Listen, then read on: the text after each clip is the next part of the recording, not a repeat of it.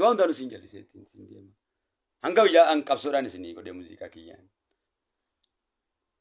qullaa isin utaalchisuu hin danda'a hangaan isin godheef dhiifama rabbinaa baawunda isin godhuudhaan danda'a haala salphaadhaan isin wanta godhuudhaan danda'a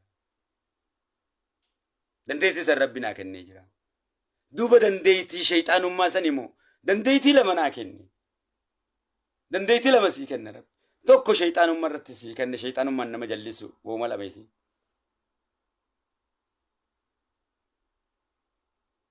tokko khayri irratti qaceelchuudha sii kenna beekamtii tana akkasitti sii kenna